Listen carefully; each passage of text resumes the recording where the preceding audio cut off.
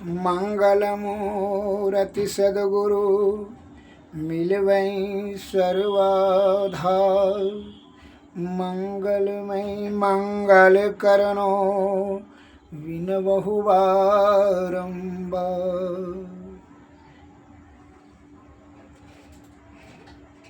देशवासियों को तथा भक्तगणों को मेरा हार्दिक नमन।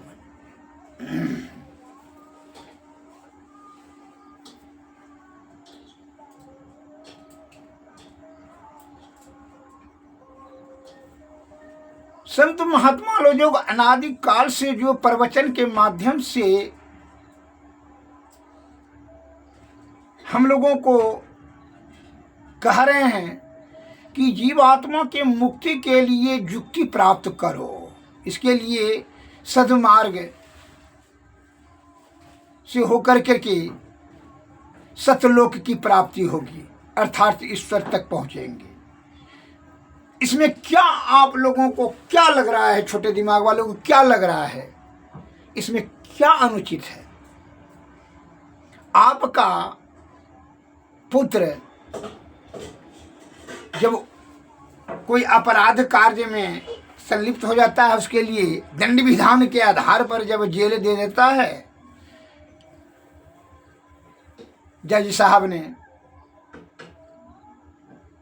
तो आप वहां तो खाना पीना देवे करता है, वहां छुट्टी तो नहीं काटता, कोई मारता पीटता तो नहीं है, टाइम टेबल से शिष्टाचार से रखता है। लेकिन फिर भी आप क्यों उसको स्वतंत्र अर्थात जेल से मुक्त करना चाहते हैं? क्यों? उसका क्या कारण है? इसलिए कि वो पाबंदी में नहीं रखना चाहते हैं आप अपने पुत्र को, और वह कैदी भी नहीं रहना चाहता है। तो उसी प्रकार बहुत प्रयत्न कर करके आप उसको जेल से बेल कराते हैं, रिहा करवाते हैं, बड़ी आरजू विनती धन खर्च करके, नाना प्रकार का वकील मुख्तियार करके, तब है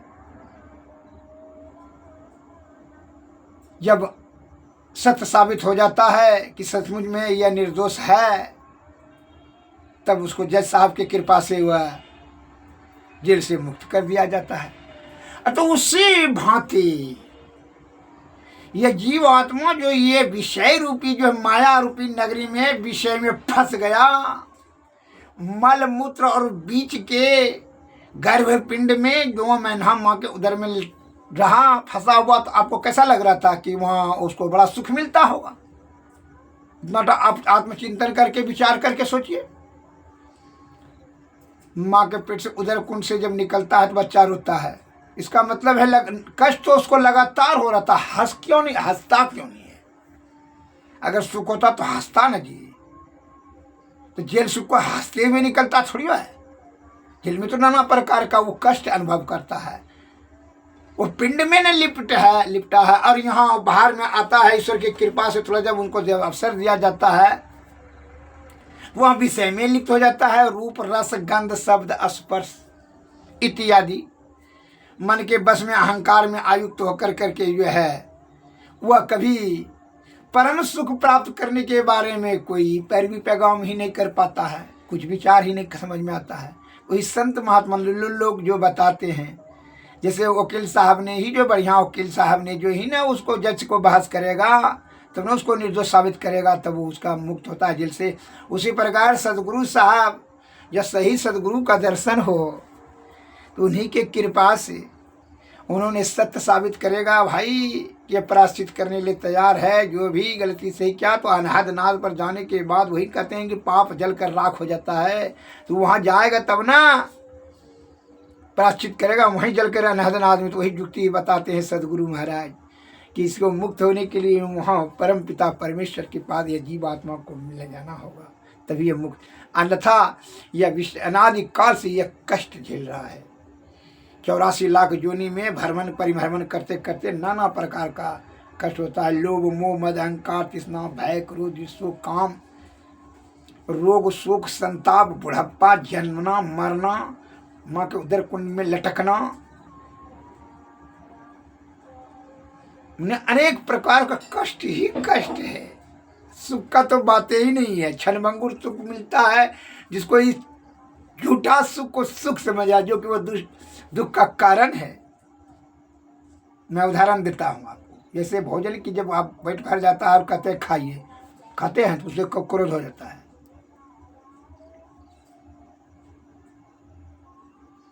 जब खाइए जब कहा दिया तो 3 बार कहा, चौथा बार में तो आप क्रोध से उछल जाएंगे। उसका मतलब दुख होने लगा।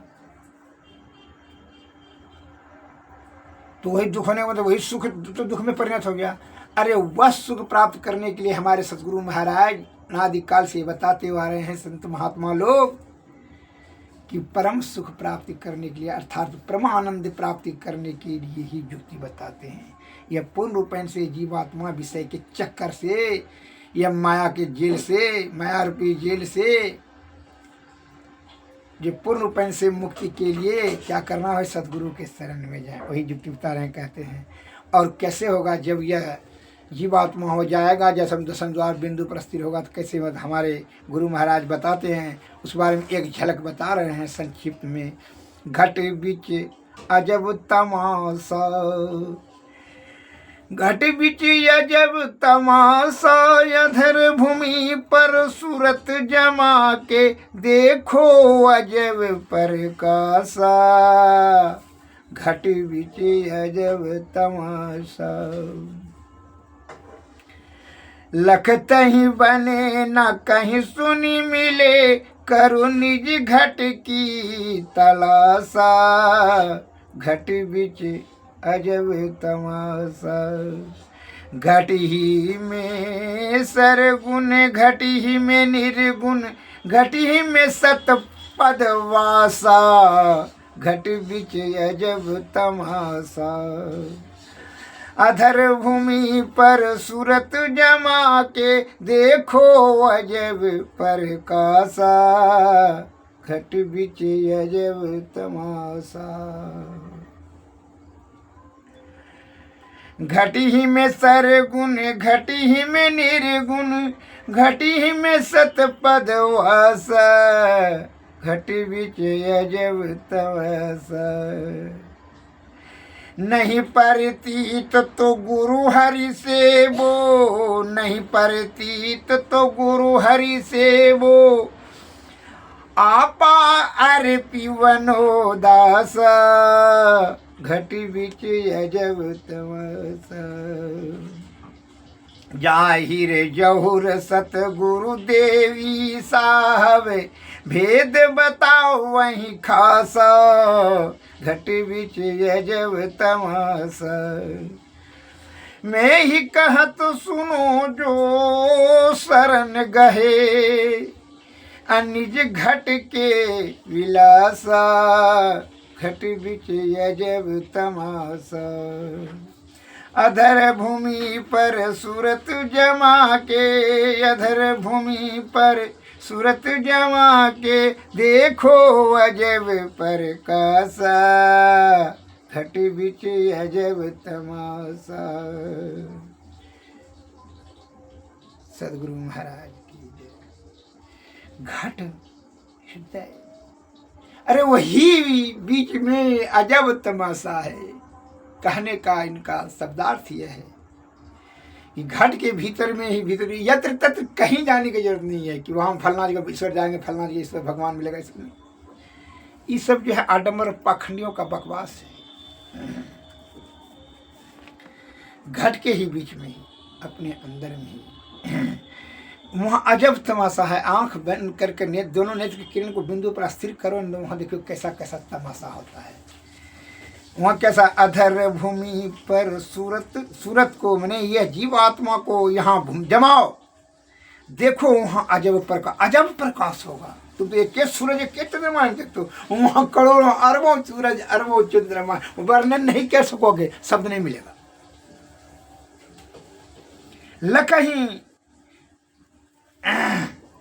लकहीं बने ना कहीं सुनी मिले, करो निज घट की तलाशा। वहाँ तुम लेख लख करके देख कर करके कहा और सुन नहीं सकोगे शब्द में। निज घट के तलाशा, घटे में ही तलाशा खोजो क्या घटी ही में सरगुण घटी ही में निर्गुण, सगुण और निर्गुण सब हृदय में भीतरे में है। घटी ही में सत पद वासा, घट के भीतर हृदय के भीतर में ही वहाँ क्या है, सत का पद है, अर्थात सतलोक की प्राप्ति है। ईश्वर वहीं है, कहीं जाने की जरूरत नहीं है, केवल युक्ति जानना है। नहीं परिति विश्वास अगर नहीं हो, नहीं परिचित सो, गुरु महाराज कहते हैं अगर विश्वास नहीं है तो गुरु हरि सेवो, गुरु का चरण का हरि का सेवो। आपा अर्पि बनो दासा, अभिमान को छोड़ो और विषय का परित्याग कर करके ध्यान करके देख लो। अर्पि बनो दासा, किसका बनो, गुरु और हरि का जो है दास बनो। अहंकार रहेगा, मन का बलवान रहेगा, प्रभुता रहेगा तो प्रभुता पाही काहि मद नाई। लघुता में प्रभुता मिली, प्रभुता से प्रभु दूरी, चीटी शक्कर ले चली हाथी के सिर धूरी।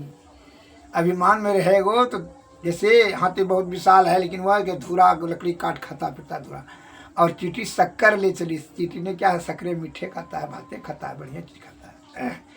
अरे इसलिए वह सतपथ की प्राप्ति करने के लिए अभिमान का परित्याग करो, मन को संयम में रखकर विषय को छोड़ दो।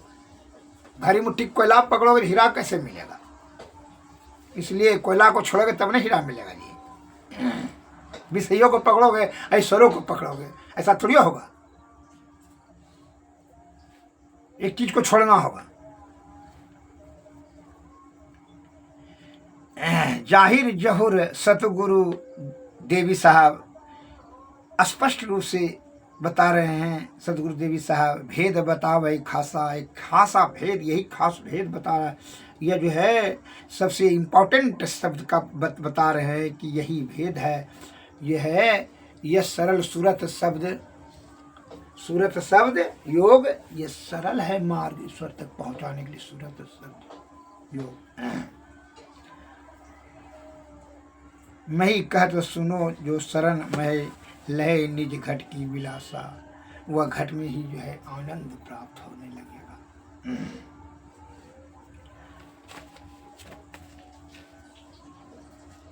दूसरा पॉइंट में बता रहे हैं, ये सभी बताने का तात्पर्य है, संत महात्मा लोग इसलिए बताते हैं कि मनुष्य विषया आसक्त होकर करके अज्ञान रूपी या अंधकार में क्या होता है कि अपना कीमती समय को बर्बाद कर देता है, ये क्षणभंगुर सुख प्राप्त करने के चक्कर में।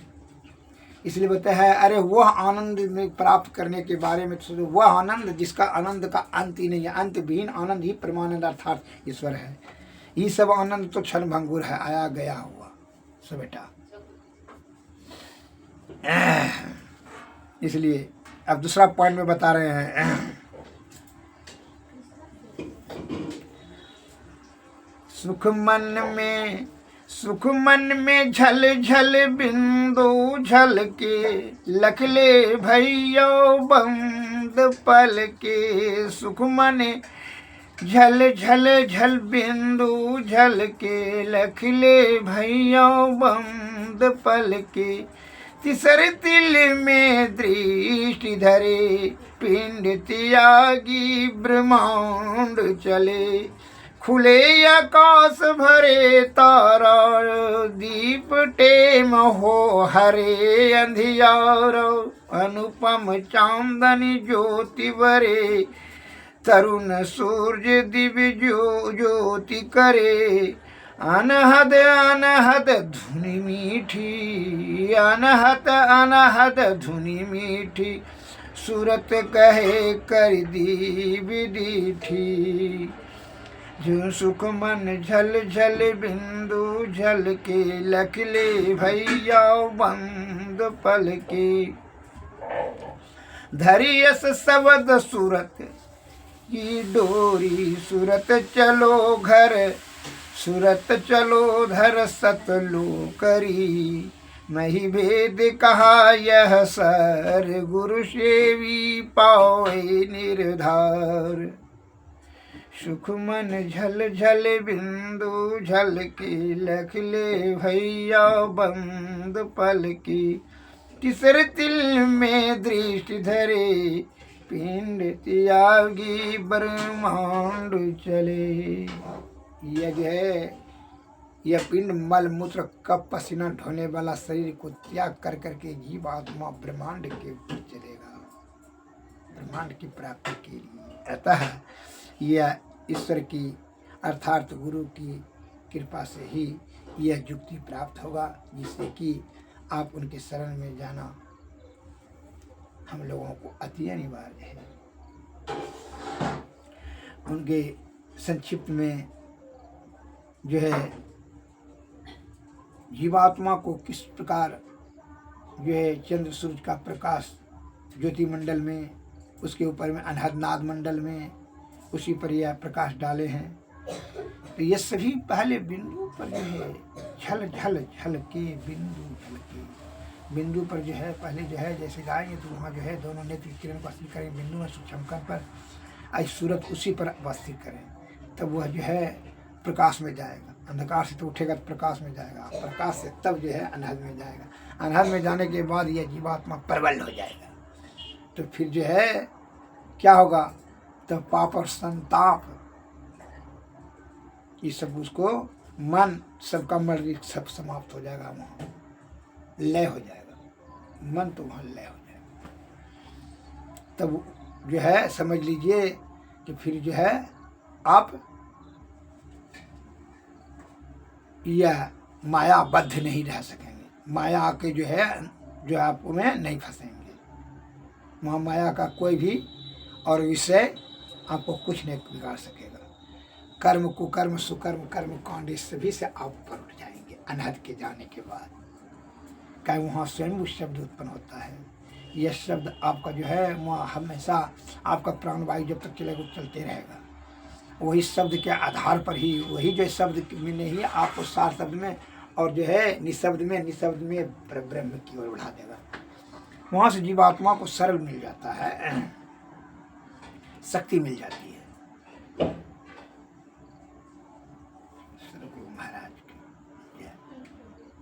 अब जो है आरती आरती तन मंदिर में कीजिए, दृष्टि जुगल कर सन मुख लीजिए, चमक बिंदु सूक्ष्म यति उजल, ब्रह्म ज्योति अनुपम लख लीजिए, जगमग जगमग रूप बरमंड, निरखी निरखी ज्योति तज दीजिए, शब्द सुरतयाभ्यास सरलत, करी करी सरस वैद गही लीजिए, ऐसी जुगति कया गढ़ त्यागी, भव भ्रम भेद सकल मल छीजी, भव खंडन यारति निर्बल, करी में ही अमृत रस पीजी, आरती तन मंदिर में कीजिए, दृष्टि जुगल कर सन मुख लीजिए। सदगुरु महाराज की जय, सदगुरु महाराज की जय, सदगुरु नमः। अब ध्यान करेंगे, आप लोग भी अब ध्यान करें, दोनों नेत्र के किरण को बिंदु पर स्थिर करें और सूरत को वहीं पर ले जाएं, ये जीवात्मा को उसी पर इंगला पिंगला में नहीं बहकने दीजिएगा। बायां दायां में इंगला पिंगला है, वो विषय भोग में चला जाएगा। डायरेक्ट सुमन में स्थिर कीजिए, और ब्रह्म रूप में तो अवश्य क्या कीजिए, यह हैबिट अभी बनाइए, तो जो है यही इससे आपको अलौकिक शक्ति परम सुख की ओर ये जीवात्मा को जाने का